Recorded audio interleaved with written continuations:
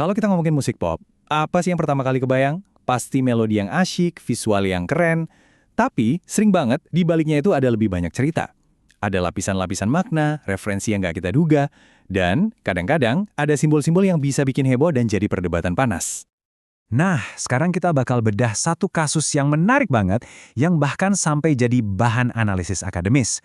Video musik dari bintang pop kita, Agnes Mo, untuk lagunya yang judulnya Long As I Get Paid.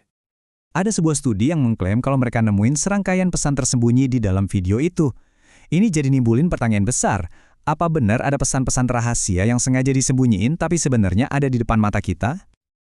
Oke, ayo kita langsung bedah aja. Kita mulai dari video musiknya ya. Kita bakal ngacu ke sebuah studi semiotika yang mengklaim nemuin banyak banget simbol di dalamnya.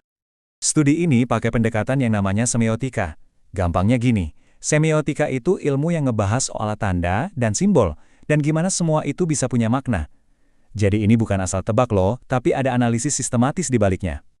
Kita mulai dari yang pertama nih. Para peneliti ini ngebandingin dua gambar. Di kiri itu potongan dari video musiknya, ada hiasan kepala kambing di tangga, kelihatan kan? Nah di kanan itu simbol historis yang namanya Baphomet. Menurut studi, itu hiasan tadi diartikan sebagai Baphomet. Mereka menggambarin Baphomet ini sebagai dewa pagan jahat yang sering dihubung-hubungin sama ilmu sihir dan ya satanisme. Ini salah satu temuan paling heboh dari penelitian mereka. Lanjut ya, coba diperhatiin aksesori yang satu ini. Di kiri, anting piramida yang dipakai sama sang artis, ada titik hitam di tengahnya. Nah, peneliti ngebandingin ini sama all-seeing eye atau mata yang maha melihat yang ada di gambar kanan. Jadi, menurut mereka, anting itu simbol all-seeing eye. Dalam beberapa kepercayaan, simbol ini katanya ngelambangin Tuhan yang ngawasin kita semua dari atas. Eits, tapi ternyata nggak cuma itu. Studi ini juga nemuin banyak gerakan dan simbol lain. Contohnya nih, tangan di dada, katanya tanda budak yang tunduk. Terus tangan di leher, itu simbol pengorbanan. Bahkan ada gestur tangan piramida yang diasosiasiin sama Illuminati, pergelangan tangan disilang artinya terikat, dan gambar ular atau naga yang ngewakilin pengetahuan terlarang. Wah, banyak banget ya. Nah, intinya kan studi ini ngehubungin banyak banget simbol tadi ke satanisme. Tapi, tunggu dulu. Apa sih satanisme itu sebenarnya? Yuk kita coba pahami konteks yang lebih luas. Nah, ini dia nih, yang bikin semuanya jadi rumit.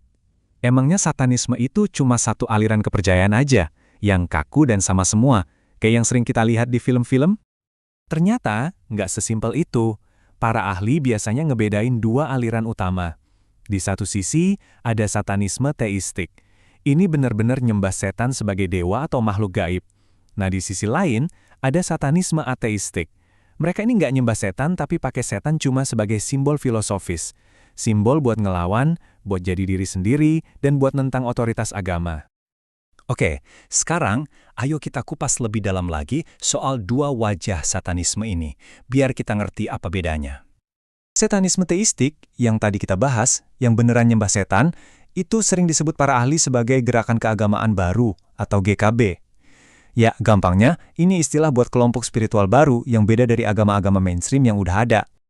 Dan tabel ini nunjukin dengan jelas banget pembagiannya. Contohnya Church of Satan sama The Satanic Temple, dua-duanya itu ateistik. Buat mereka, setan itu cuma simbol buat jadi diri sendiri atau simbol kebebasan. Sebaliknya, kelompok kayak Order of Nine Angels itu teistik. Mereka percaya kekuatan gelap itu beneran ada dan gak bisa dikontrol manusia. Oke, kita udah dapat nih kerangka akademisnya. Terus gimana semua ini nyambung lagi ke dunia musik dan budaya pop? Wah, ternyata hubungannya udah lama banget.